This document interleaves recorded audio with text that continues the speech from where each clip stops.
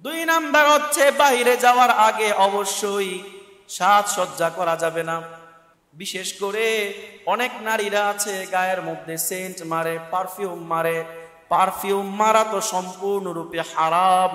এমনকি আল্লাহর নবী বলেছেন ওয়াল মারআতু ইযা ইসতাআত্তারাত ফামাররাত বিরাজুলিন ফাহিয়া জানিয়াতুন। কোন নারী যদি আতর মেখে কোন পরপুরুষের পাশ দিয়ে অতিক্রম করে, ওই নারী কাল কিয়ামতের ময়দানে জিনাকারী হিসেবে উপস্থাপিত হবে। কণ্ঠ পর্দার অন্তর্ভুক্ত, আপনার চেহারা যেমন পর্দার অন্তর্ভুক্ত, আপনার হাত পা আপনার বক্ষ যেমন পর্দার অন্তর্ভুক্ত, অবশ্যই আপনার কণ্ঠটাও পর্দার অন্তর্ভুক্ত। আপনি কোনো পরপুরুষের কথা বললেন, আপনার কণ্ঠ শুনলো, এই কণ্ঠের কারণে আপনার আমল নামায় জিনার গুনাহ হবে। নারীদের সম্পর্কে আজকে আমি আলোচনা করব বিশেষভাবে একটি বিষয়। তো এর একটা হাদিস নিয়ে আলোচনা করব। আল্লাহর নবী সাল্লাল্লাহু আলাইহি ওয়াসাল্লাম একটা হাদিসের মধ্যে নারীদেরকে জান্নাতে যাওয়ার খুব সহজ একটা পথ বলে দিয়েছেন।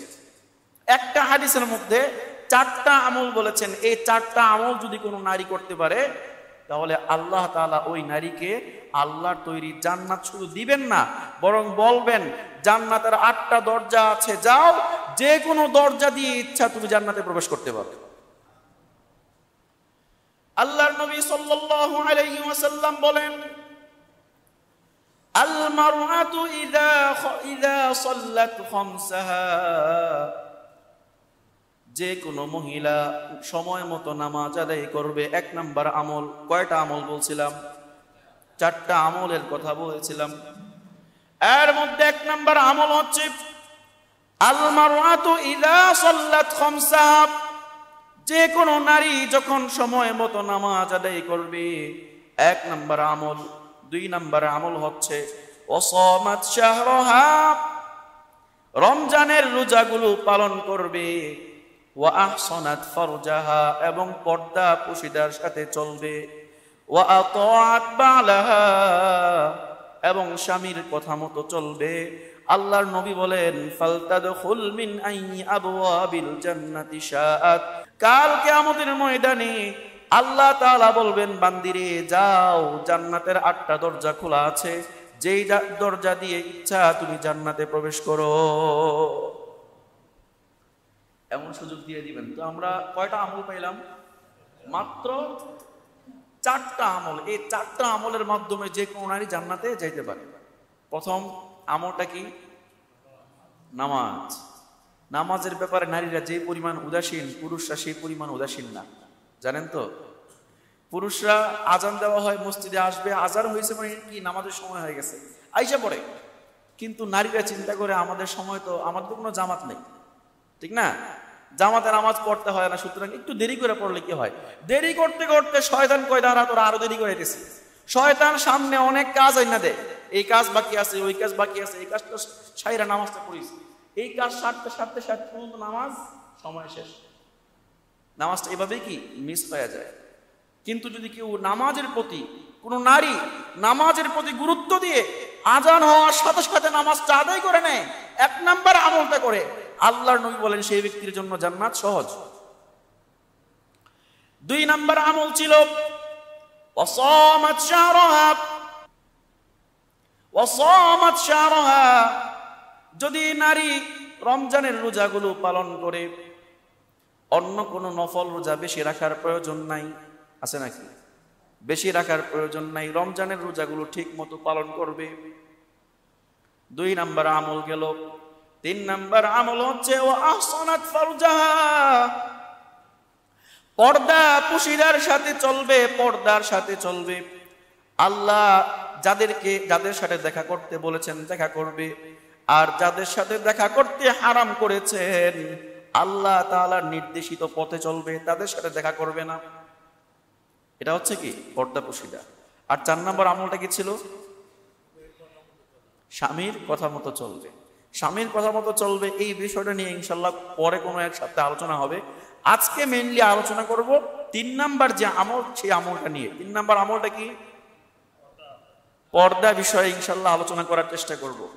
তো আজকের আলোচনাটা যেহেতু নারীদের জন্য, এজন্য প্রত্যেক নারীদের প্রতি উদারত আহ্বান করব যে আপনারা যারা যে অবস্থায় আছেন, কাজকর্মে থাকলে কাজকর্ম থেকে দ্রুত ফারেক হয়ে জায়নামাজে বসে, যেখান থেকে ভালোভাবে মাইকের আওয়াজটা আপনাদের কানে পৌঁছবে সেই জায়গাতে বসে আলোচনা শুনতে থাকুন এবং নিয়ত রাখবেন যে আজকে এই আলোচনা যা হবে সেগুলো আমল করবেন। এই নিয়ত রেখে ইনশাআল্লাহ আলোচনা শুনবেন। তো আমরা 3 নাম্বার আমল পাইলাম কোনটা? পর্দার আমল। নারীরা নামাজ পড়তে রাজি। অনেক নারী এমন আছে তাহাজ্জুদ পর্যন্ত পড়ে, আছে না? রমজানের শুধু রোজা না, নফল রোজা একটাও ছাড়ে না।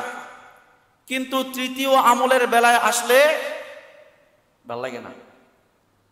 এত রূপ সৌন্দর্য আল্লাহ আমাকে দান করছেন, যদি ঢাইকেই রাখি, টিকটকে ভিডিও করে মানুষকে দেখাইতে না পারি, তাহলে কিসের সৌন্দর্য হইলাম? ঠিক না? সুন্দর হইলাম কি করতে?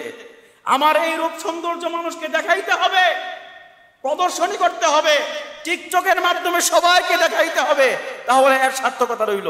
নয়তো সার্থকতা রইল কোথায়? নামাজ পড়বে, নামাজের ভিডিও টিকটকে ছাড়বে, রোজা করে রোজার স্ট্যাটাস ফেসবুকে দেয়, আবার 3 নাম্বার যে আমলটা সেটা তো নাই। 4টা আমল, সহজ আমল। এই 4টা সহজ আমলের মাধ্যমে যাইতে পারে জান্নাতে, কিন্তু 3 নাম্বার আমলটা মহিলারা করতে চায় না। চায় না কি? পর্দাটা করতে চায় না। কিন্তু এই পর্দার নির্দেশটা কে দিয়েছেন? কে দিয়েছেন? এটা কোন হুজুরে বলছে, মামুনুল হক সাহেব বলছে এই জন্য পর্দা করতে হবে এমন নাকি? এমনকি আল্লাহর নবীও ডাইরেক্ট, আল্লাহর নবী তো বলছেন, কিন্তু আল্লাহর নবীর আগে আল্লাহ তাআলা নিজে পর্দার বিধান দান করছেন। আল্লাহ তাআলা বলেন, কুল ইয়া আইয়ুহান নাবিয়্যু কুল লিআজওয়াজিকা ওয়া বানাতিকা ওয়া নিসাইল মুমিনিনা ইউদনিনা আলাইহিন্না মিন জালাবিবিহিন। আল্লাহ তাআলা আল্লাহর নবীকে লক্ষ্য করে বলেন, হে নবী, আপনি আপনার স্ত্রীদেরকে, আপনার মেয়েদেরকে এবং মুমিন নারীদেরকে জানিয়ে দেন তারা যেন তাদের ওড়নার কাপড়টা মুখের উপর আর বুকের উপর রাখে। কোন জায়গাতে?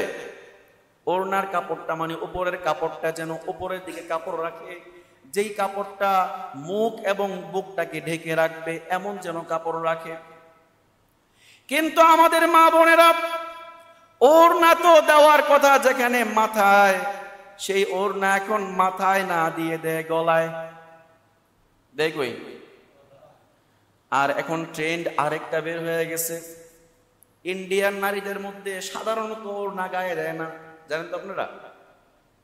ভারতীয় মহিলারা ওড়না মাথায় দূরের কথা গায়েই রাখে না, ওড়না ছাড়া এমনিতেই চলে।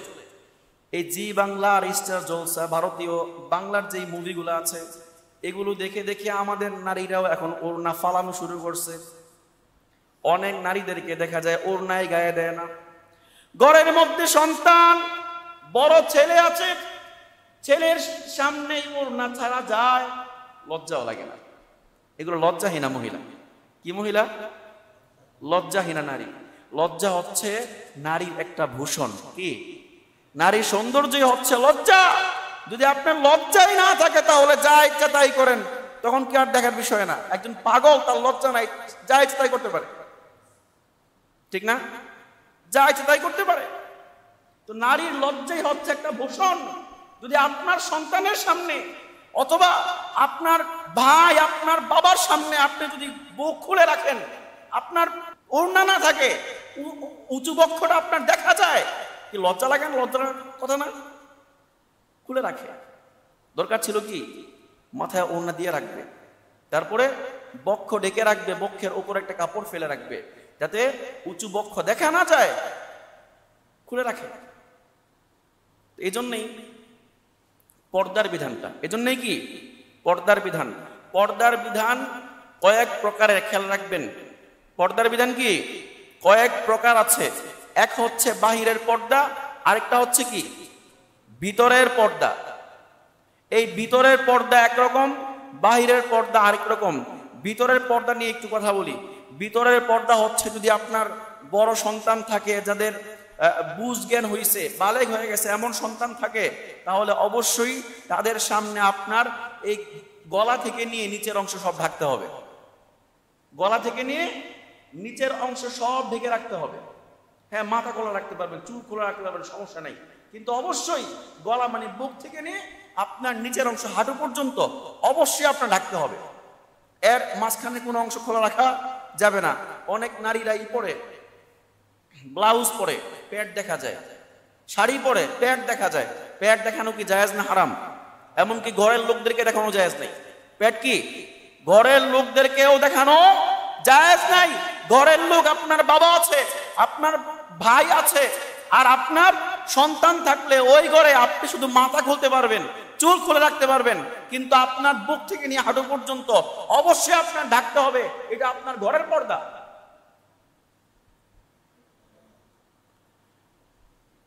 আল্লাহ তাআলা নারীদেরকে আসলে ঘরে থাকতেই বলেছেন, ঘর থেকে বের হতে না বলছেন। আল্লাহ তাআলা বলেন, وَقَرْنَ فِي بُيُوتِكُنَّ وَلَا تَبَرَّجْنَ تَبَرُّجَ الْجَاهِلِيَّةِ الْأُولَى।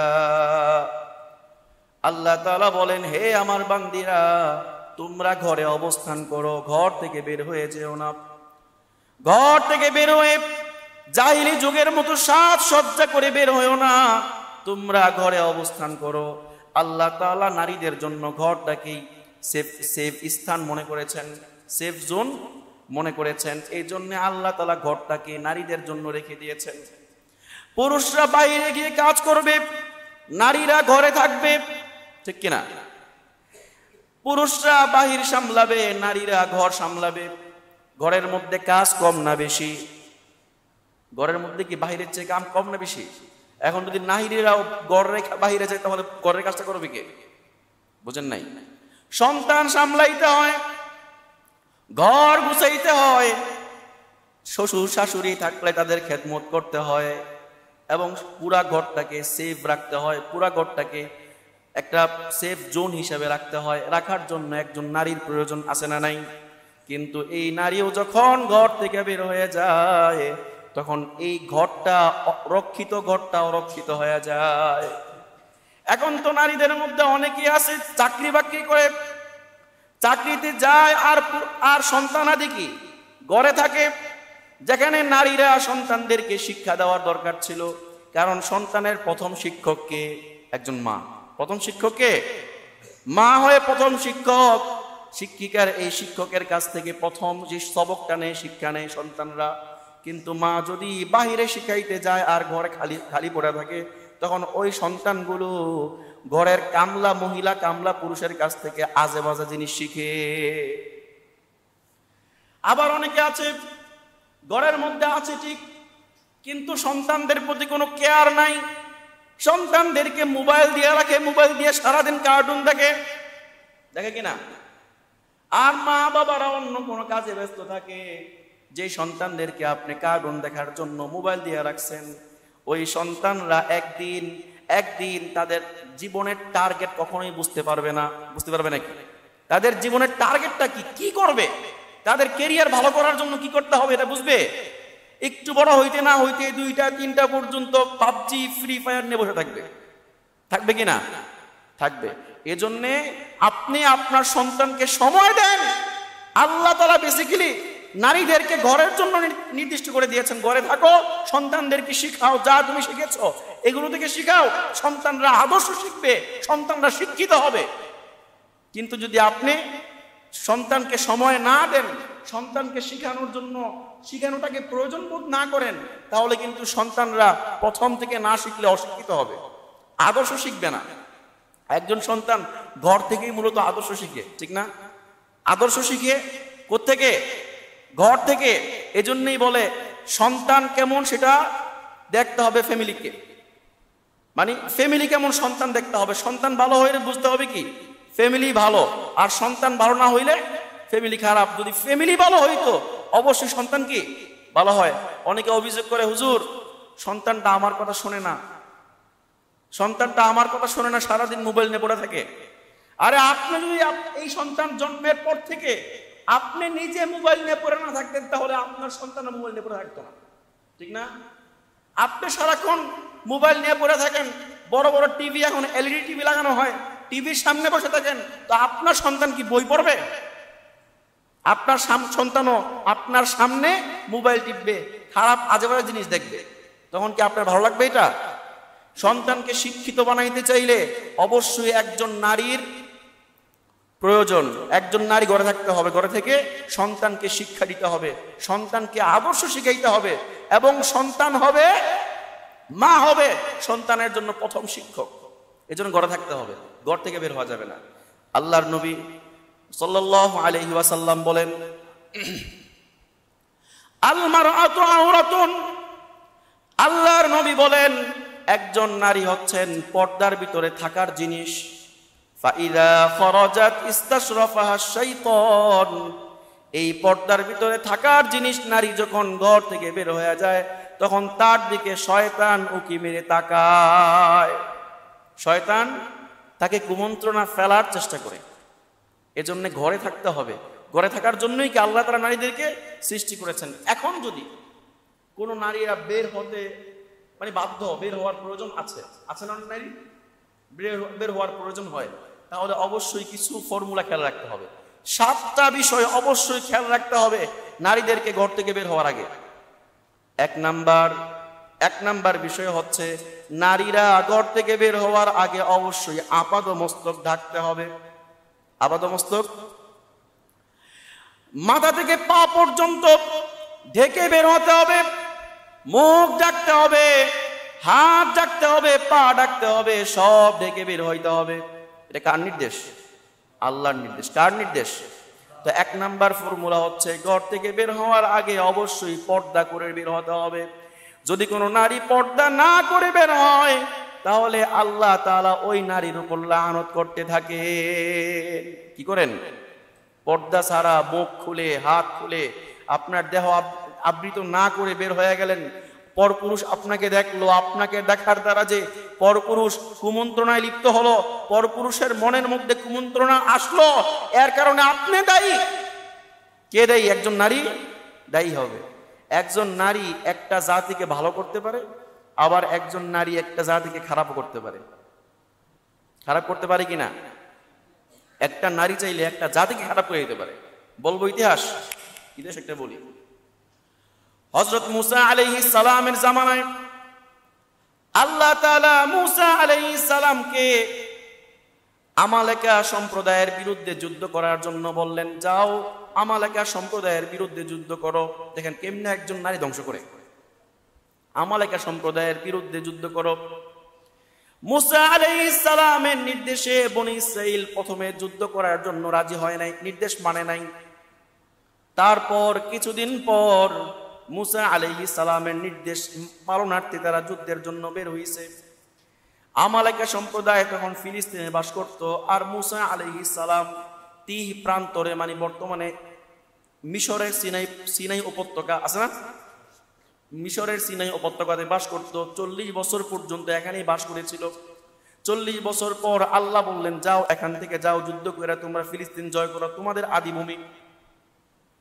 মুসা আলাইহিস সালাম সৈন্যবাহিনী নিয়ে গেছেন, প্রায় কোন বর্ণনায় আছে 2 লক্ষ সৈন্য। কয় লক্ষ?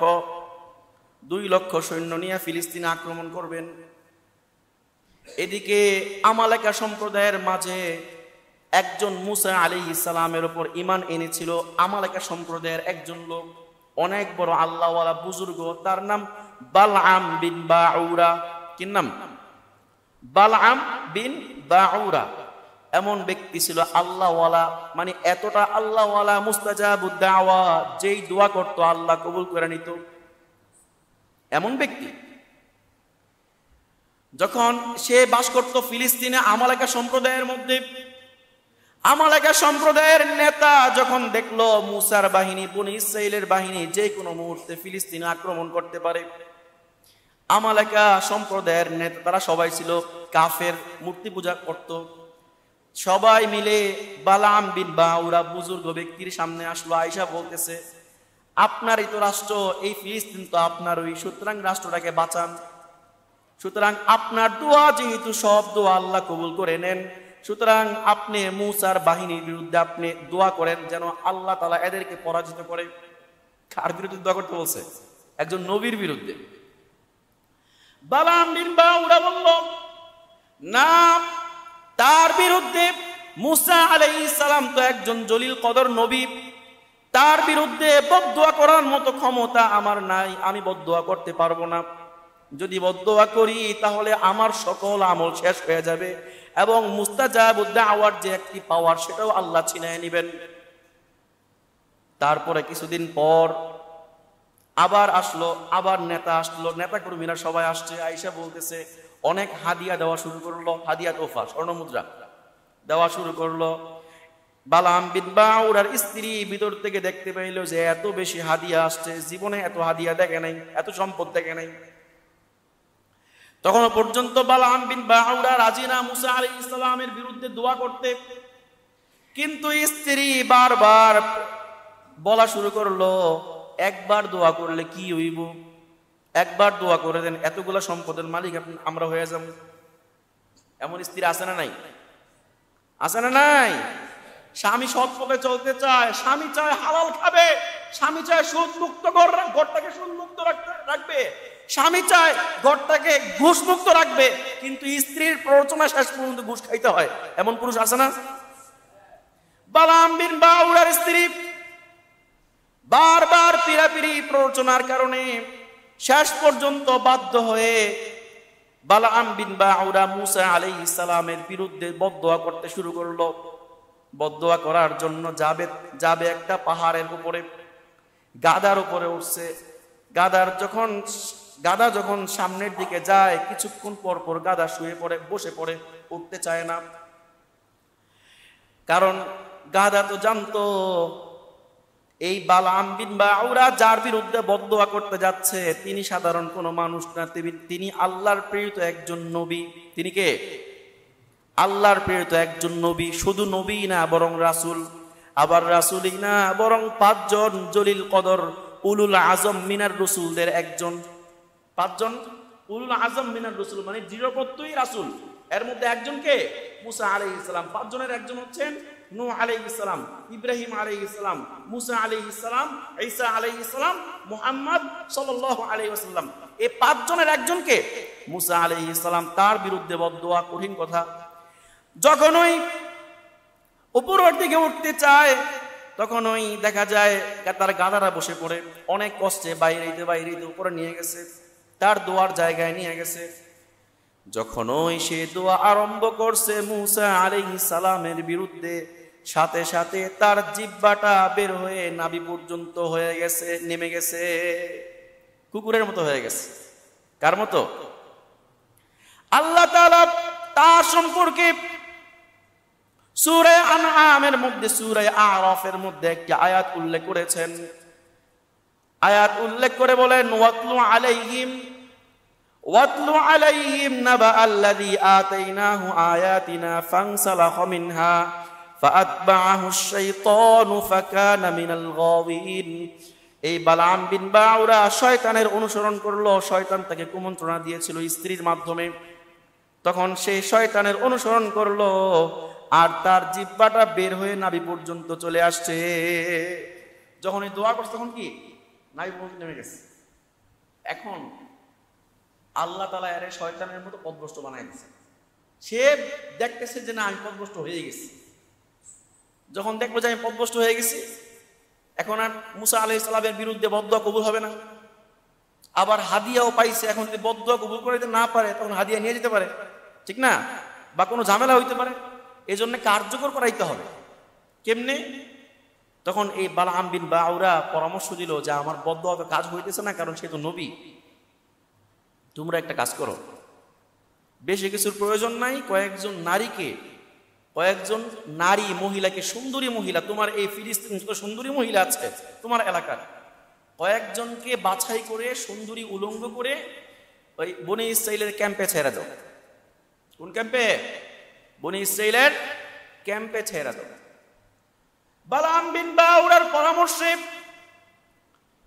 আমালেকা সম্প্রদায়ের নেতা গোটা ফিলিস্তিন থেকে তাদের সম্প্রদায়ের সবচেয়ে সুন্দরী কয়েকজন নারীকে বাছাই করলো।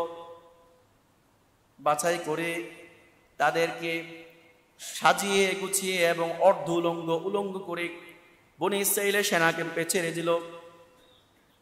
সেনা ক্যাম্পে ছাড়ার পর বালআম বিন বাউরা বলে দিয়েছে, যদি বনী ইসরাইলের সৈন্যদের মধ্যে একজন সৈন্য জিনায় লিপ্ত হয় তাহলে মনে রাখবা তারা কোনোদিন তাদের উপর আল্লাহ তাআলা আযাব দিয়ে শেষ করে দিবে।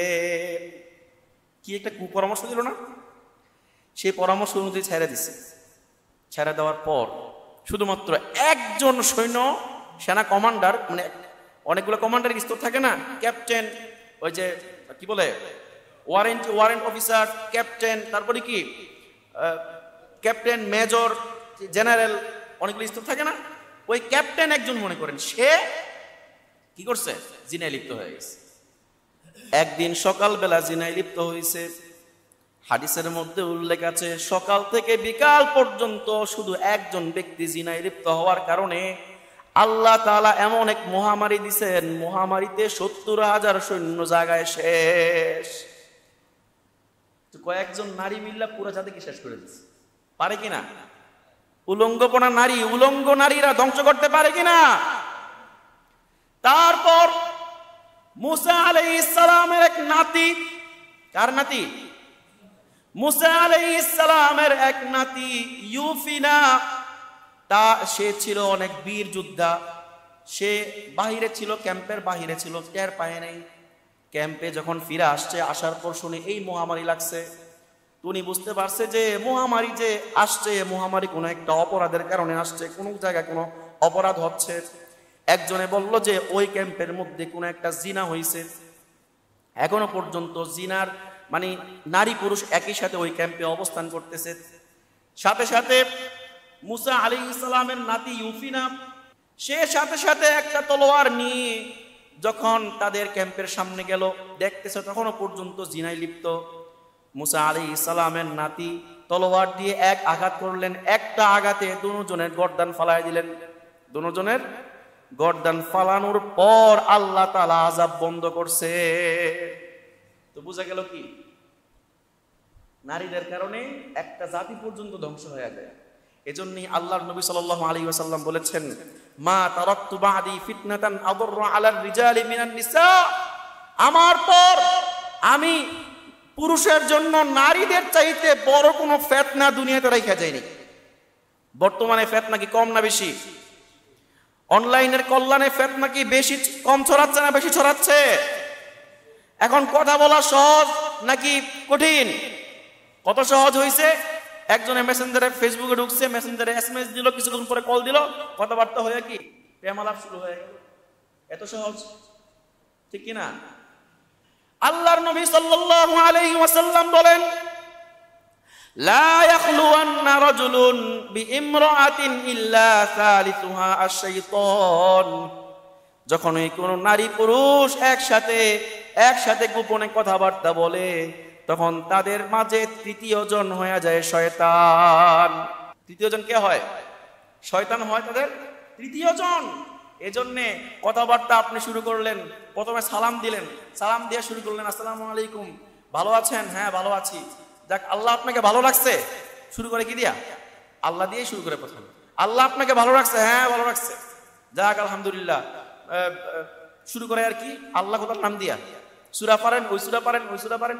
তারপরে গিয়ে আবার দিনদার যারা হয় তাদের সাথে শুরু করে কেমনে, যে আমি আপনাকে একটা মাসলা জিজ্ঞেস করতে চাই, অথবা এই ধরনের হাবিজাবি কিছু একটা কইব, কইয়া কি আস্তে আস্তে ওই ভিতরের দিকে যাওয়া শুরু করে। এটা কি শয়তানি? এগুলা কি শয়তানি? শয়তান তৃতীয় জন হয়ে যায়। হাদিসের পরিভাষা অনুযায়ী কি শয়তান তৃতীয় জন হয়ে যায়। এই জন্য শয়তানকে স্থান দেওয়া যাবে? কেউ এসএমএস করছে, সাথে সাথে বলবেন যে আপনার কোনো প্রয়োজন থাকলে আপনি বলুন, নয়তো ব্লক, নয়তো কি ব্লক ডাইরেক্ট, নয়তো আপনি ব্লক করবেন না। আপনি আজকে আপনাকে এসএমএস দেয় না, কালকে আপনাকে এসএমএস দিবে, তখন আপনারা মনে চাইবে এত কষ্ট করে এসএমএস করে লিখতেছে, আমি তো উত্তর দিই না, সমস্যা কি? এই উত্তর দিতে গিয়ে এই যে ফিতনায় পড়বেন। উত্তর দেওয়া যাবে? অবশ্যই বিরত থাকতে হবে। নারীদের সম্পর্কে বলছিলাম যে নারীদের যদি বাহিরে যাইতে হয়, 7টা অবস্থা অবশ্যই প্রস্তাব রেখে তারপরে কি বাহিরে যাইতে হবে। 1 নাম্বার হচ্ছে আপাদমস্তক ঢাকতে হবে। আপাদমস্তক, মাথা থেকে পা পর্যন্ত কোনো অংশ খোলা রাখা যাবে? খোলা রাখা যাবে না। 2 নাম্বার খেয়াল রাখবেন, 2 নাম্বার হচ্ছে বাহিরে যাওয়ার আগে অবশ্যই সাজসজ্জা করা যাবে না, সাজসজ্জা করা যাবে না। বিশেষ করে অনেক নারীরা আছে গায়ের মধ্যে সেন্ট মারে, পারফিউম মারে। পারফিউম মারা তো সম্পূর্ণরূপে হারাম। এমনকি আল্লাহর নবী বলেছেন ওয়াল মারআতু ইযা ইসতাআত্তারাত ফামাররাত বিরাজুলিন ফাহিয়া জানিয়াতুন। কোন নারী যদি আতর মেখে কোন পরপুরুষের পাশ দিয়ে অতিক্রম করে, ওই নারী কাল কিয়ামতের ময়দানে জিনাকারী হিসেবে উপস্থাপিত হবে। কি হিসাবে? জিনাকারী। আপনার আমল নামায় জিনার গুনাহ লেখা হয়ে যাবে যদি আপনি আতর ব্যবহার করেন, আপনি সেন্ট ব্যবহার করে পরপুরুষের সামনে যান। তো 2 নাম্বার আমল যেটা, 2 নাম্বার ঘর থেকে বের হওয়ার আগে যেটা আমলটা করতে হবে, 2 নাম্বার কি? সাজসজ্জা করা যাবে না। বিশেষ করে কি করা যাবে না? সেন্ট মারা যাবে না। যেই সেন্ট আপনার বোরকার উপর দিয়ে মানুষকে আকর্ষণ করবে, সেন্ট মারা যাবে না। 3 নাম্বার, অবশ্যই বাইরে বের হওয়ার আগে স্বামী অথবা অভিভাবকের অনুমতি নিয়ে বের হইতে হবে। স্বামী আছে, আপনি স্বামীর অনুমতি ছাড়াই আস্তে করে বের হয়ে গেলেন গা, কোন দিকে গেলেন গা, চৌরাস্তায় গেলেন গা, অথবা কি জামাল দি ঘুরে ঘেরে এলেন, হারাম, সম্পূর্ণরূপে হারাম। আল্লাহর নবী সাল্লাল্লাহু আলাইহি ওয়াসাল্লাম বলেছেন, যে নারী স্বামীর অনুমতিবিহীন ঘর থেকে বের হয়, ওই নারী ঘরে ফিরা পর্যন্ত আল্লাহর ফেরেশতারা লানত করতে থাকে। এজন্য স্বামীর অনুমতিবিহীন ঘর থেকে বের হওয়া যাবে না। 4 নাম্বার, যদি দূরে কোথাও সফর করতে হয় তাহলে অবশ্যই একজন মাহরাম নিয়ে যেতে হবে, একজন মাহরাম নিয়ে যেতে হবে। আপনি কোথাও ঘুরতে যাবেন, কোথাও বড় হয়ে গেছেন, ঘুরতে যাবেন, আপনার বন্ধু বান্ধবের সাথে ঘুরতে গেলেন গা, যাওয়া যাবে? আপনার ভাই আছে, আপনার বাবা আছে, মাহরাম কেউ আছে, তাদেরকে নিয়ে যেতে পারবেন। এছাড়া আপনি বন্ধু বান্ধবের সাথে, আপনার ফ্রেন্ড সার্কেলদের সাথে আপনি মেয়ে মানুষ ঘুরতে যাওয়ার বৈধতা ইসলাম আপনাকে দেয় নাই, আপনি ঘুরতে পারবেন না। আপনার ঘুরতে চাইলে অবশ্যই কোনো মাহরাম, বাবা, ভাই, চাচা, কাউকে নিয়ে যেতে হবে। এছাড়া আপনার জন্য বের হওয়া জায়েজ নাই। দূরে কোথাও ঘুরতে গেলে অবশ্যই আপনার কি লাগবে? মাহরাম লাগবে। আল্লাহর নবী সাল্লাল্লাহু আলাইহি ওয়াসাল্লাম বলেছেন, লা তুসাফিরুল মারআতু ইল্লা মা'a যী মাহরামিন। কোন মহিলা মাহরাম পুরুষ ছাড়া সফর করতে পারবে না। এমনকি আপনারা যদি কেউ নারীদেরকে কেউ যদি হজে যায়, হজে গেলেও একজন পুরুষ নিয়ে যেতে হবে, পুরুষ ছাড়া যাওয়া জায়েজ হবে না। উমরায় গেলেও একজন পুরুষ নিয়ে যাইতে হবে, অথবা কাউকে দেখতে গেল কোথাও অবশ্যই পুরুষ নিয়ে যাইতে হবে। আমল করতে কোনো নেক আমলের উদ্দেশ্যে গেলেও পুরুষ নিয়ে যাইতে হবে। পুরুষ ছাড়া কোনো নারীর জন্য ঘর থেকে বের হওয়া বা দূরে কোথাও সফর করা জায়েজ নেই। 4 নাম্বার। 5 নাম্বার হচ্ছে, এমন কোন পোশাক, এমন কোন অলংকার পরা যাবে না, পরে বের হওয়া যাবে না যেই অলংকারের শব্দ হয়।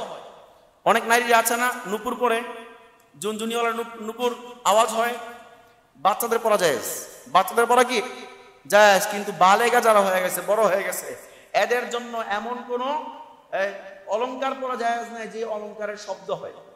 কারণ আপনার অলংকারও আপনার জন্য পর্দার অন্তর্ভুক্ত। খেয়াল রাখেন, আল্লাহ তাআলা বলছেন, ওয়ালা ইয়াদরিবনা বিআরজুলিহিন্না ইল্লা লিয়ু'লামা মা ইউখফিনা মিন যিনাতিহিন্না। তারা যেন জোরে পা না ফেলে, যে পায়ের শব্দটা অন্য পুরুষ শুনতে পায় এমন ভাবে যেন পা না ফেলে। দেখেন, পায়ের আওয়াজ শুনতে পাইলেও পুরুষের মনে কুমন্ত্রণা আসতে পারে, এই জন্যে পায়ের আওয়াজ, পা জোরে ফেলতে না করছেন। তাহলে কি আপনি পুরুষের সাথে কথা বলতে পারবেন? এই বলেন, কথা বলতে পারবেন? মহিলাদের কণ্ঠ কি পর্দা না? পর্দার অন্তর্ভুক্ত কিনা? জোরে বলেন, পর্দার অন্তর্ভুক্ত কিনা? যেখানে পা ফেললেই পায়ের শব্দ শোনানো জায়েজ নেই, সেখানে কণ্ঠ শোনানো জায়েজ নাই। কণ্ঠ পর্দার অন্তর্ভুক্ত। আপনার চেহারা যেমন পর্দার অন্তর্ভুক্ত, আপনার হাত পা, আপনার বক্ষ যেমন পর্দার অন্তর্ভুক্ত, অবশ্যই আপনার কণ্ঠটাও পর্দার অন্তর্ভুক্ত। আপনি কোনো পুরুষের কথা বললেন, আপনার কণ্ঠ শুনলো, এই কণ্ঠের কারণে আপনার আমলনামায় জিনার গুনাহ হবে। আমার কথা না, মুসলিম শরীফের হাদিস শোনাই। আল্লাহ নবী সাল্লাল্লাহু আলাইহি ওয়াসাল্লাম বলেছেন, ফাল আইনানি জিনাহুমা আন নাজরু। চোখের জিনা হচ্ছে দেখা। আপনি কোন নারীর ছবি আপনার মেসেঞ্জারে পাঠাই দিল, দেখি আপনার ছবিটা, আপনি কেমন? আপনাকে তো দেখি নাই, আপনার তো ফেসবুকে প্রোফাইলে আপনার ছবি নাই, কিন্তু দেখতে চাই, দেখতে দিবেন আমাকে? দিলেন কি? ছবি দিল, আপনি দেখলেন, আপনার চোখের জিনা করলেন। কি করলেন? চোখের জিনা করলেন। আমি কিন্তু বর্তমানের পোলাপান, আগের মানুষ না, আমি বুঝি এগুলা কি কি করে। কি দেখলেন? দেখার মাধ্যমে আপনি চোখের গুনাহ করলেন। তারপরে বলতেছেন, প্রশংসা করলেন, মাশাআল্লাহ, আপনি তো মানে আসমান থেকে আসা চাঁদ। কি করলেন? আসমান থেকে আসা চাঁদ, দুনিয়ার কোনো মানুষ না, আদম সন্তান না, চাঁদ আপনি। প্রশংসা করতে করতে আপনার কণ্ঠটা কেমন সেটা দেখি একটু, কণ্ঠ শোনার জন্য আপনি একটু ফোন দিলেন, ফোন দিয়ে কথা বললেন। আল্লাহ নবী বলেছেন, ওয়াজিনাল আইনা ওয়াজিনাল আনফি আন নাদরু। আল্লাহ নবী সাল্লাল্লাহু আলাইহি ওয়াসাল্লাম বলেছেন, এবং কানের জিনা হচ্ছে সাউন্ড শোনা, তার কথা শ্রবণ করা। আপনি কথা বললেন, আপনি কানে শ্রবণ করলেন তার কথা, এতে করে আপনার জিনার গুনাহ হবে, কানের জিনার গুনাহ হবে। আর আপনি যদি কথা বলেন, ওয়াজিনাল লিসান আল কালাম, আপনি কথা বললেন, এই কথা বলার সাথে সাথে আপনার জবানের, আপনার জিহ্বার গুনাহ হয়ে যাবে। দেখেন, কথা বলার আগে পর মহিলার সাথে, পর নারীর সাথে কথা বলার আগে একটু হিসাব করেন। আপনি যে অঙ্গ দিয়ে জিনা করছেন, একটা অঙ্গ জান্নাতে যাবে না। মনে রাখেন, যে অঙ্গ দিয়ে জিনা করছেন, যদি আল্লাহ মাফ করে না থাকে, মাফ করে দিলে সেটা ভিন্ন জিনিস, মাফ করে না থাকে, তাহলে প্রত্যেকটা অঙ্গের উপরে সীসা ঢেলে দেওয়া হবে কিয়ামতের ময়দানে। কি ঢেলে দেওয়া হবে? আপনি যে কান দিয়ে করোনারির সাউন্ড শুনছেন না, ওই কণ্ঠ শুনছেন, কণ্ঠটা সুন্দর কণ্ঠ শুনছেন, আপনার কানের মধ্যে সীসা ঢেলে দেওয়া হবে। আপনি যে কথা বলছেন, আপনার জিহ্বা কেটে দেওয়া হবে। আপনি চোখ দিয়ে দেখলেন, আপনার চোখের উপর সীসা ঢেলে দেওয়া হবে। আল্লাহ নবী বলেন, ওয়াজিনাল ইয়াদি আল বাতসু, আর হাতের জিনা হচ্ছে আপনি কোনো প্রণালীকে স্পর্শ করলেন, ধরলেন, আপনার কি হবে? জিনার গুনাহ হবে। ওয়াজিনাল রিজলি আল খুতো, আর পায়ের জিনা হচ্ছে আপনি দেখার জন্য বা যে কোনো উদ্দেশ্যে আপনি গেলেন, উদ্দেশ্য নিয়ে যাওয়ার কারণে আপনার পায়ের জিনা হলো। প্রত্যেকটা জিনার কারণে কিন্তু আলাদা আলাদা শাস্তি হবে, মনে রাখবেন। তো বলতেছিলাম, ঘর থেকে বের হওয়ার সময় কয়টা জিনিস ফলো করতে হবে? 7টা জিনিস ফলো করতে হবে। 1 নাম্বার ছিল কি? আপাতমস্তক ডাকতে হবে। 2 নাম্বার, সাজসজ্জা করা যাবে না। 3 নাম্বার, স্বামী অথবা অভিভাবকের অনুমতি নিয়ে বের হতে হবে। আর 4 নাম্বার, দূরে কোথাও সফর করলে অবশ্যই মাহরাম কোনো পুরুষকে নিয়ে বের হইতে হবে। আর 5 নাম্বার হচ্ছে, মানে এমন কোনো অলংকার পরা যাবে না যেই অলংকারে শব্দ হয়, পরপুরুষ শব্দ শুনতে পায়। আর 6 নাম্বার হচ্ছে, কোনো পরপুরুষের দিকে তাকানো যাবে না। পরপুরুষের দিকে আল্লাহ তাআলা বলেন, কুল্লিল মুমিনাতি ইয়াগুদুদনা মিন আবসারিহিন্না, হে নবী, আপনি মুমিন নারীদেরকে জানায়া দেন, তারা যেন তাদের দৃষ্টিকে অবদমিত করে রাখে, নিচু করে রাখে, না তাকায় কোনো পুরুষের দিকে। কোনো পুরুষের দিকে তাকানো যাবে? নির্দেশটা কার? আল্লাহর। 7 নাম্বার আমল হচ্ছে, অবশ্যই কোনো পরপুরুষের সাথে কথা বলা যাবে না, কারণ কণ্ঠটাও কি একটা পর্দার অন্তর্ভুক্ত। যদি একান্ত কোনো প্রয়োজনে কথা বলতে হয়, তাহলে সেটাও আল্লাহ বলে দিয়েছেন, বলবা, তবে এমন মিষ্টি সুরে কথা বলবা না যে তোমার সুর শুনলে সে পাগল হয়ে যায়। বুঝেন নাই? দেখবেন অনেক মহিলা আছে এরকম, ঘরে যখন স্বামীর সাথে কথা বলে তখন কর্কশ ভাষায়, যেন হের চেয়ে রাগী আর কোনো মানুষ নেই, কিন্তু বাহিরে গেলে, হে ভাইয়া ভালো আছেন, কত সুন্দর করে কথা বলে। আল্লাহ তাআলা এটা নিষেধ করছেন। কি করছেন? আল্লাহ তাআলা বলেন, ওয়ালা তাখদা'না বিল কওলি ফায়াতমা'আল্লাযী ফী কলবিহি মারাদুন ওয়া কুলনা কওলাম মা'রুফা। আল্লাহ তাআলা বলেন, নারীরা যদি প্রয়োজনে কথা বলতে হয়, তাহলে অবশ্যই যেন কর্কশ ভাষায় কথা বলে। কেমন ভাষায়? মানে শুনলে যেন আর সামনে আগানোর কোনো সুযোগ না থাকে। কথা মানে কথা ভালো হইলে কি, কথা বলতে বলতে সামনের দিকে আগায়, তাই না? এখন যদি কথা হয় কর্কশ, কি বলেন কি বলবেন বলেন, তাহলে কি ও মাগো ক্যাডার এইটা ডরাইবো না। তো প্রয়োজন যেগুলা ওগুলাই বলবে, এর বাইরে কিছু বলবে না। তো প্রয়োজনীয় কথাগুলো বলে শেষ, কেটে পড়বে। তো এটা হলো 7টা বিষয় অবশ্যই কি ফলো রেখে বাইরে বের হইতে হবে। এছাড়া বাইরে বের হওয়ার অনুমতি নারীদের নাই। আল্লাহ বলছেন, ওয়াকরনা ফি বুয়ুতিকুন্না ওয়ালা তাবাররাজনা তাবাররুজাল জাহিলিয়াতিল উলা। মহিলারা যেন অবশ্যই ঘরের মধ্যে থাকে, আর বাহির বের হওয়ার সময় যেন জাহিলি যুগের মতো সাজসজ্জা করে ঘর থেকে বের না হয়। তো আমরা অনেক আলোচনায় রয়ে গেছে, সংক্ষিপ্ত আকারে আরেকটা বিষয় বলে দিই, সময় কম তারপরে বলতে হয়। নারীদের জন্য যে যে পোশাক হারাম, কিছু পোশাক আছে নারীদের জন্য কি অবশ্যই হারাম পড়তে পারবে না। নারীদের জন্য অবশ্যই টাইট ফিট কোনো জামা পড়তে পারবে না, টাইট ফিট কোনো জামা পড়তে পারবে না, ঢিলেঢালা হইতে হবে, এই যে আমাদের মতো ঢিলেঢালা হইতে হবে। 2 নাম্বার, নারীদের জামাটা এত পাতলা হইতে পারবে না যে পাতলা হওয়ার কারণে উপর থেকে দেখা যায়, ঠিক আছে? পাতলা হইতে পারবে না, মোটা হইতে হবে, মোটা কাপড় হইতে হবে। এখন যদি কেউ, অনেকে জর্জেট কাপড় পরে না, জর্জেট কাপড়, এই জর্জেট কাপড়ও জায়েজ নাই যদি নিচে অন্য কোনো কাপড় না পরে। হ্যাঁ, অন্য কোনো কাপড় সেমিস টেমিস পরছে, ওপরে কি জর্জেট পরছে জায়েজ, কিন্তু এছাড়া শুধুমাত্র জর্জেট পরা জায়েজ নাই, ঠিক আছে? প্রথম বললাম কি টাইট ফিট জামা পরতে পারবে না, কেন? কারণ টাইট ফিট জামা পরলে পরা আর না পরা একই, সব দেখা যায়, তাই না? ঢিলেঢালা পড়তে হবে। 2 নাম্বার, পাতলা কাপড় পরতে পারবে না, মোটা পড়তে হবে। 3 নাম্বার, নারীরা অনেকে টিপ ব্যবহার করে, কপালে টিপ ব্যবহার করে, টিপ ব্যবহার করা সম্পূর্ণ হারাম। টিপ ব্যবহার করা কি, অনেকে বলতে পারেন এটা বাঙালি সংস্কৃতি, বাঙালি সংস্কৃতি বাদ দেন, এটা কোত্থেকে আসে সেটা দেখতে হবে আগে। এই টিপ কোত্থেকে আসে জানেন? বলবো, সংক্ষিপ্ত আকারে বলে দিই। হযরত ইব্রাহিম আলাইহিস সালামকে যে আগুনে ফেলা হচ্ছিল, তখন ফেরেশতারা আসছিল, ওই যে মিনজানিকের মাধ্যমে আগুনে ফেলা হচ্ছিল, সেই মিনজানিক আটকে রাখছে। ফেরেশতারা এসে কি মিনজানিকটা আটকে রাখছে। তখন একজন আইসা পরামর্শ দিল, একটা কাজ করো, ফেরেশতারা, রহমতের ফেরেশতারা কিন্তু নারী দেখলে পালায়, খোলামেলা নারী দেখলে কি পালায়, সুতরাং তোমরা কয়েকজন উলঙ্গ নারী সামনে রেখে দাও, ফেরেশতারা চলে যাবে, তোমরা আগুনে ফেলাই দিও। তখন এই কয়েকজন নারী আইনা এখানে রাখছে, রাখার পরে ফেরেশতারা চলে গেছে এই দেখা, নারীদেরকে দেখা।